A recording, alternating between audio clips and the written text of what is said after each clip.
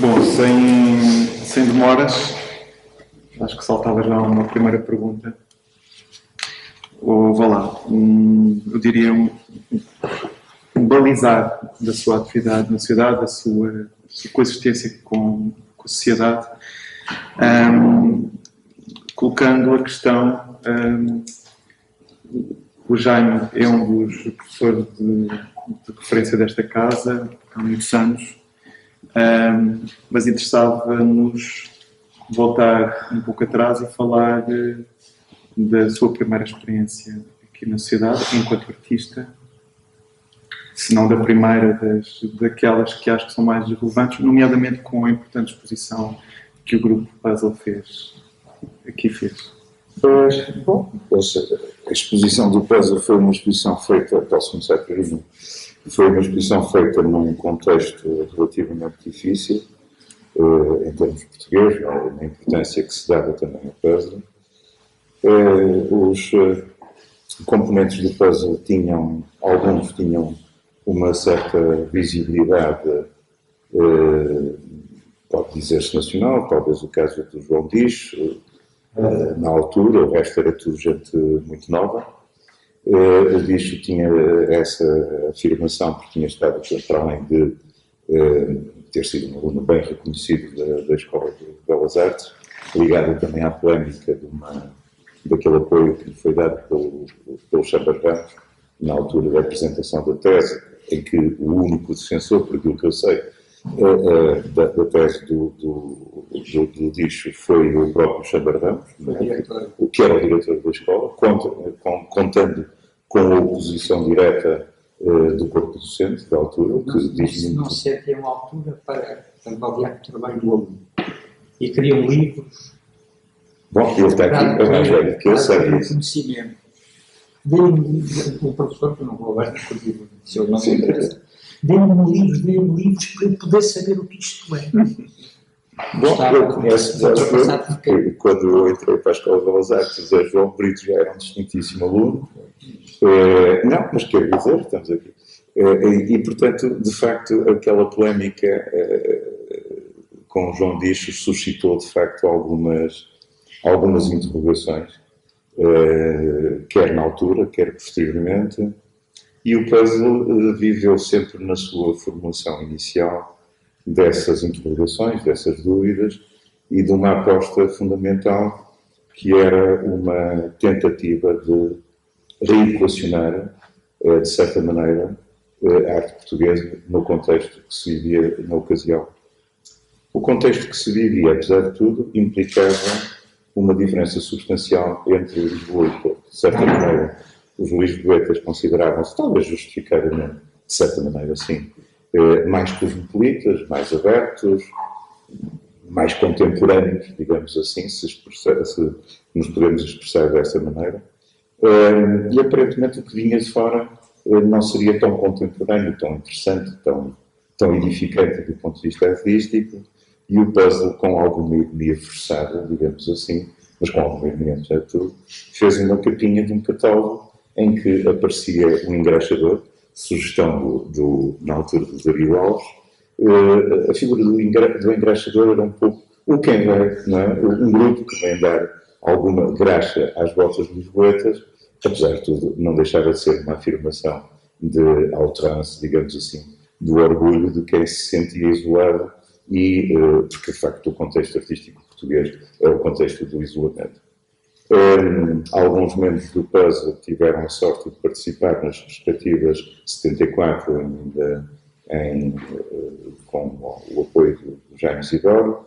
Depois o puzzle, a partir daí, foi desenvolvendo um trabalho mais aturado, que durou vários anos, com algumas vicissitudes internas e posteriores. Mas isso já é outra história. Bom, desse ponto de vista, a exposição foi importante, teve uma receptividade curiosa, teve hostilidade imediata de alguns críticos locais, teve apoios diferenciados, por exemplo, por parte do José Ernesto Sousa, que percebeu e conhecia bastante bem alguns membros do grupo, conhecia outros menos. O Egídio Álvaro, um crítico entre Paris e Lisboa, tinha e não tinha uma boa aceitação, quer dizer que tinha uma boa aceitação nos locais e uma péssima aceitação noutros, quesíveis pessoais que nos ultrapassavam completamente, mas valeu a pena. Valeu a pena porque eu acho que foi, em termos portuenses, uma espécie de pedrada no charco. Em termos nacionais, colocou questões que não se esgotaram, nem na altura, penso eu, que de certa maneira continuam a colocar-se. Em termos pessoais, após a minha ida para Paris, regresso a Lisboa e faço aqui, em 1980, uma exposição no primeiro andar da instituição, que uma parte da qual depois esteve em Guimarães, foi exposta na Casa Convívio, digamos, na Associação Convívio em Guimarães, que eu residia lá na altura. Portanto, sou, na realidade, um provinciano que desertou para Lisboa. Não é? Uma espécie de vim viver como diria lá aquele senhor do PSD, com os magrebinos. Não é? Qualquer coisa assim, com os mouros, qualquer coisa assim. Mas não me importa, quer dizer, até acho que ganhei com a troca. Continuando a respeitar muito o Porto e a continuar muito ligado ao Porto. O que importa aqui é que essa recepção dessa exposição individual foi boa, criticamente, foi muito boa do ponto de vista de um galerista, inclusive que era o Mário Teixeira da Silva, que na altura achou que poderia convidar o seu a trabalhar com ele, e trabalhei, portanto, com o Mário Teixeira 2 ou 3 anos, com o módulo que era, de facto, na altura, a galeria de referência a nível nacional. Depois continuei também a trabalhar com algumas galerias de referência. O Fernando Azevedo fez o favor de me convidar para a direção em 1980, exatamente nesse ano de 80. Entrei aqui para a direção, estive aqui entre 80 e 83. Por motivos vários, pedi para sair. Estive a dar aulas no Arco e, passados uns anos, em 86, a Casa convidou-me de novo a gerir os cursos de pintura. A gerir o curso de pintura. Bom, e comecei uma aventura de 25 anos na gestão do curso de pintura, que já teve muita gente, tem menos gente, que já teve muitos professores a trabalhar, tudo gente que eu tentei sempre convidar, ou melhor, os convidados, sempre gente, portanto, com formação de Escola de Belas Artes. O único formado, o licenciado pela Escola de Belas Artes do Porto sou eu. O resto é tudo licenciado por Lisboa.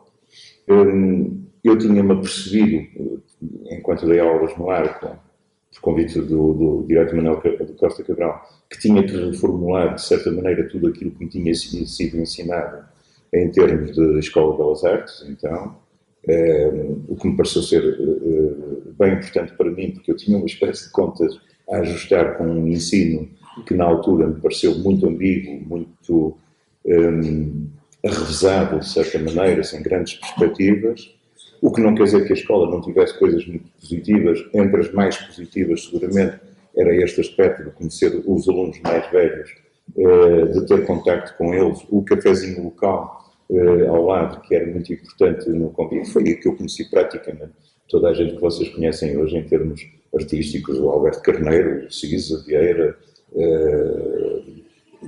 o Zé João Brito, toda a gente, porque aquele café era necessariamente a extensão salutar da própria faculdade, da própria Escola de Belas Artes na altura.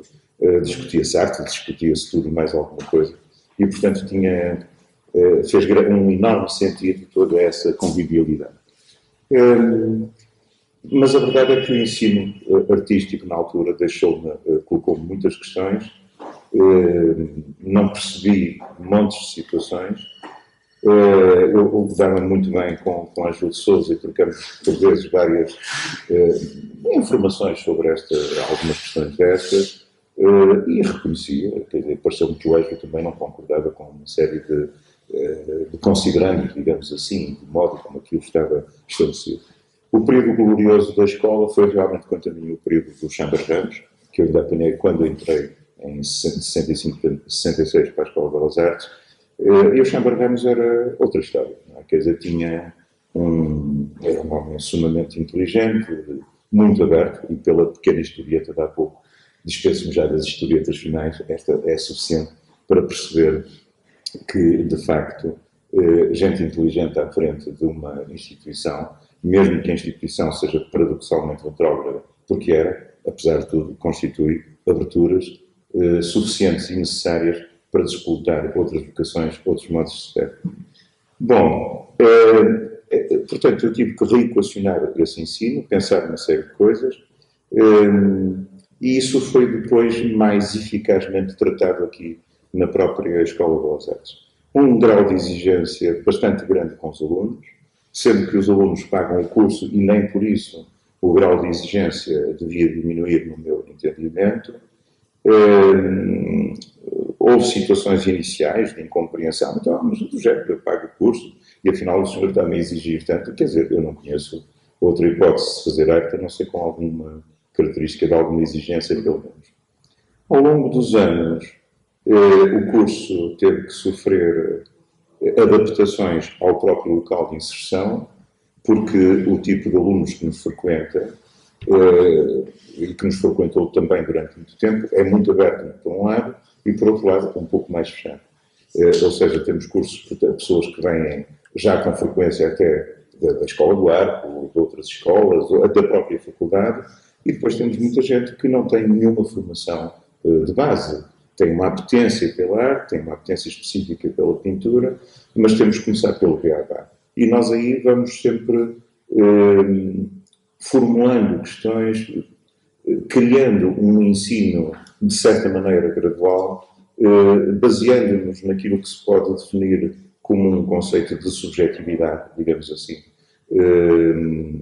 Se quiserem, em termos filosóficos, a ligação entre experiência e subjetividade, ainda que isto seja uma subjetividade informada treinada, digamos assim, de certa maneira, em formulações objetivas ou objetivantes, o que permite ao aluno, apesar de tudo, ir desenvolvendo e fundamentando a sua própria pesquisa interior.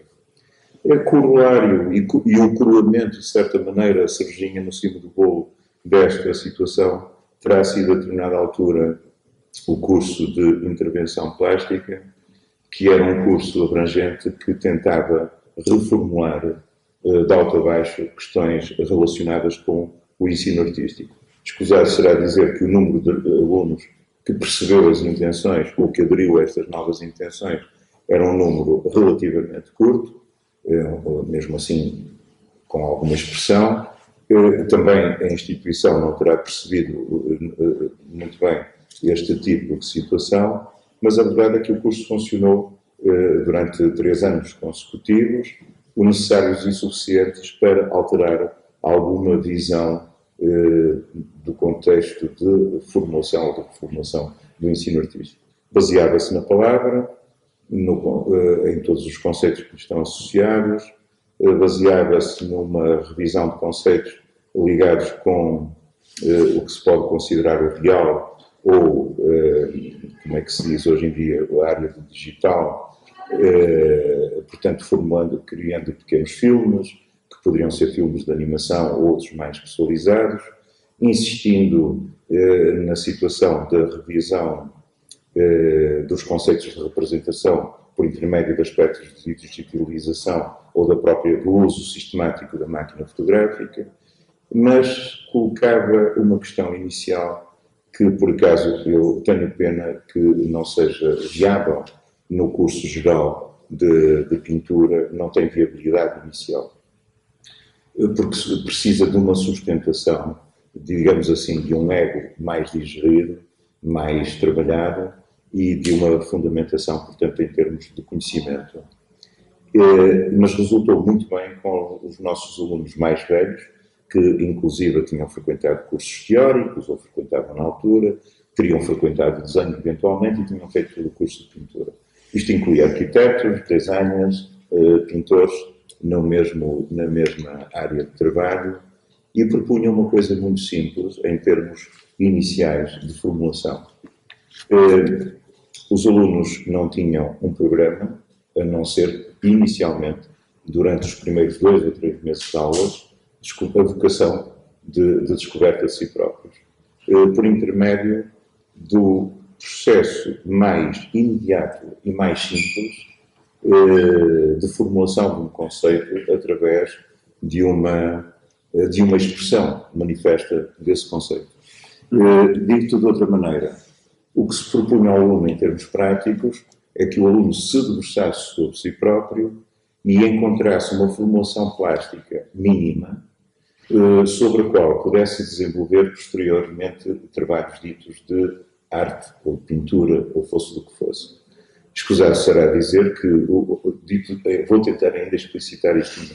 Na prática, o que aconteceu foi os alunos terem as paredes vazias da sala de aula, comprarem rolos de papel cenário, pendurarem os rolos de papel cenário e sistematicamente encontrarem um objeto que traduzisse sobre esse papel de cenário, utilizando eventualmente uma tinta, uma vez que apesar de tudo havia uma conotação com a área de pintura, e pudessem transcrever as suas emoções e sentimentos por intermédio desse objeto, que poderia ser uma trincha, poderia ser um pincel, podia ser as mãos, podia ser uma esponja, fosse o que fosse. E não se tinha nada, esta fase inicial, a ver com pintura, ou fosse o que fosse. Era apenas a criação de um conceito expresso plasticamente do mais absoluto despojamento por parte do arte. Não havia nenhuma intenção, nenhuma outra credibilização em termos plásticos, a não ser o encontro entre uma mente e o respectivo exercício direto, o que implicou gradualmente no próprio aluno uma situação de despojamento plástico e despojamento interior, e de facto este exercício que poderia parecer inicialmente de pintura, a grande dificuldade foi convencer e pôr em prática o aluno para perceber que aquilo não tinha nada a ver com pintura, era apenas um despojamento expresso plasticamente. Esta situação de despojamento permitiu abrir para aquilo que de facto o curso pretendia, que era o trabalho sobre a palavra, o trabalho sobre o que eu já lhes disse há pouco, a relação entre o visível e o invisível, a manifestação desse invisível pelos processos mais interessantes para o aluno, a reflexão sobre o ato de representar e por aí fora. Mas o que proporcionou também a elaboração de objetos, maquetes, situações feitas em computador, em impressão, filme, fosse o que fosse, e que, portanto, não se prendiam, de facto, com a situação de criação de um objeto plasticamente conotável, o que não impedia que o fosse, mas de facto, basicamente não era conotável com o ato de pintar. Como lhes digo, isto só funciona para alunos predispostos e com um conhecimento básico e que queiram avançar numa aventura que hoje vai tendo alguma continuidade nas situações que nós temos, também destinado a um grupo muito restrito de alunos e que dizem respeito à reflexão sobre pintura e tal, mas até sobre arte em geral.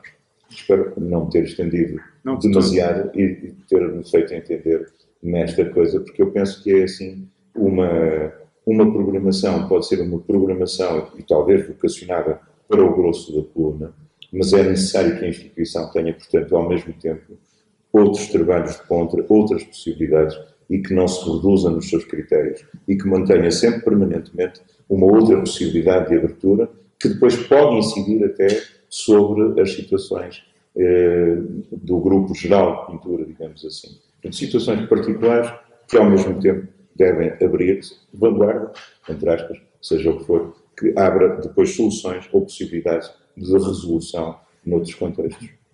Não, esse ponto parece-me, aliás, fulcral, porque sendo uma espécie de base, de núcleo duro da própria sociedade, o ensino, da própria Escola das Artes, o ensino, o projeto de ensino, de uma certa forma, é o sustento, mas ao mesmo tempo também há de ser o motor de um certo desenvolvimento. Sim, e portanto, me parece até que o que nos expôs não perdeu atualidade e muito possivelmente poderá até voltar como programa Temos sempre a ter de fazer. pedagógico, digo eu, sim, ouvindo assim. Acho que sim. Acho que é possível. Acho que é possível. Vocês colocaram alguma questão? Sim, já como a responsável pela parte pedagógica, um dos comentários, aliás, que fizeram na inauguração da exposição, na quarta-feira, foi, nós fizemos com algum agrado, foi entender, por exemplo, se eu quiser fazer um curso de design, um curso de um workshop, coisas curtas, aqui falando das artes, da Sociedade Belas Artes como representativo de várias artes, as artes aplicadas, das artes plásticas, da arquitetura, e de que forma é que essa outra oferta a outras áreas, como a arquitetura ou design, e usando as novas tecnologias, há pouco falámos às vezes de pouca disponibilidade tecnológica, mas também de entender como é que é feita essa oferta. Como é que pode escrever se recebe essas ofertas ou essas propostas de cursos, workshops, seminários com alguma frequência? Têm sido feitos, não é? Se calhar têm sido feitos com alguma continuidade. Apesar de tudo, penso que são sempre quer dizer, a oferta que é feita depende sempre muito de quem frequenta, não é? A sociedade tem tido até agora um princípio, que me parece de certa maneira lógico, que é abrir cursos a um número substancial de alunos. Isto é, não se justifica fazer um curso em que o professor é pago pela frequência dos alunos.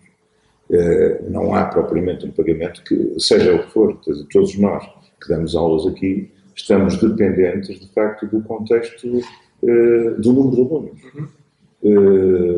E, portanto, abrir um curso para 4, 5 alunos é complicado, não é? A não ser que esteja inserido num contexto mais alargado, por exemplo, como o curso de pintura, que pode ter pontualmente aqui e ali um número menor de alunos, mas que estão entrosados no próprio contexto global do curso, não é? Como poderá acontecer também na área de design ou de outras. Portanto, pode ser que haja aí algumas limitações monetaristas, não é? Agora, o que eu acho é que é desejável que haja, de facto, uma possibilidade de propor em contínuo coisas bem fundamentadas e, se calhar, uma divulgação eficaz poderá trazer aqui muita gente para além dos âmbitos habituais dos cursos, não é? Mas que eu penso que isto, quer dizer, julgo que a direção estará sempre disposta a avalizar este tipo de situações que se justifiquem, que se enquadrem no espírito do próprio curso geral e da programação. Não parece que haja qualquer coisa de contrário no plenário. Não sei, mas alguma questão. Muito bem, chegamos ao nosso tempo. Muito obrigado pela possibilidade. Obrigado a nós. E convidamos-lo a ficar para a próxima entrevista. E agradecendo a vocês.